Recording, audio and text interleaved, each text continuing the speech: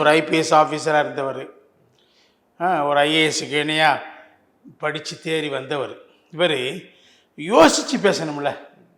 முன்னுக்கு பின் முரணாக நீங்கள் பேசுகிறீங்க, மனசுக்குள்ள ஒன்று வச்சுட்டு வெளியில் வேற ஒன்று பேசுகிறீங்க. விஜய் உங்களை ஓப்பனாக சொல்லிட்டார். அவர் நீங்கள் சித்தாந்த எதிரின்னு சொல்லிட்டார். அதுக்கு பதில் சொல்லு. அதுக்கு நீ பதிலே சொல்லலையே. அவர் ஒன்றுமே பேசாமல் இல்லை. அவர் பல கருத்துக்களை அப்பப்போ வெளியிட்டு இருக்கிறாரு. அவர் அவர் சில அஸ்திரங்களை போட்டார். ஒரே ஒரு அஸ்திரம் தான் மெயினான அஸ்திரம், அது இன்டெலிஜென்ட் ஈக்குவேஷன். அது அவர் என்ன சொன்னார், நான் தனித்து நிற்க மாட்டேன், கூட்டணி ஆட்சி, கூட்டணி எல்லாரும் வரலான்ட்ட, வர்றவங்களெல்லாம் ஆட்சியில் பங்கு தருவேன்ட்டார். ஸோ இந்த ஆட்சியில் பங்கு கேட்குற கட்சியில் ஒரு கட்சி, கட்சிகளில் ஒரு கட்சி பாஜகவோட இருக்குது, பாமக. அது அண்ணாமலை சொல்ல நாங்களே தர்றோங்கிறோம்னு சொல்லி, நீ தந்தாலும் எப்போ ஆட்சிக்கு வர்றது?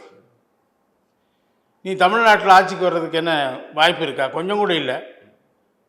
அதனால் ஓனோட இருந்து என்ன பிரயோஜனம்? ஆட்சியில் நீ பங்கு கொடுத்தேன்னு சொன்னால் யார் வருவா? ஆட்சிக்கே வர முடியாது நீ சொன்னால் என்ன பிரயோஜனம்? விஜய் நீ அன்டெஸ்டடு. ஒருவேளை அவர் வந்த கூட்டத்தை அதெல்லாம் வாய்ப்பு இருக்குங்கிறது நீங்கள் ஏற்றுக்கிறீங்க, நான் சொல்லலை.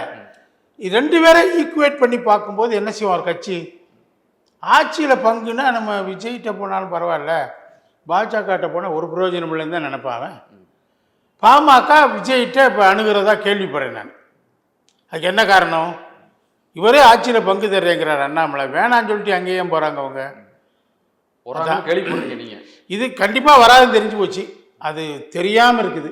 ஒருவேளை வந்துட்டா நல்லது இல்லை, அப்படி பார்க்கலாம். ஒருவேளை அதிமுகவோட கூட்டணி போனார்னா நாளைக்கு போக வாய்ப்பு இருக்குது. போனார்னா ஆட்சிக்கு வந்துடலாம். அப்போ நம்மளும் அதில் ஒட்டிக்கிடலாங்கிற எண்ணமும் இருக்கும்.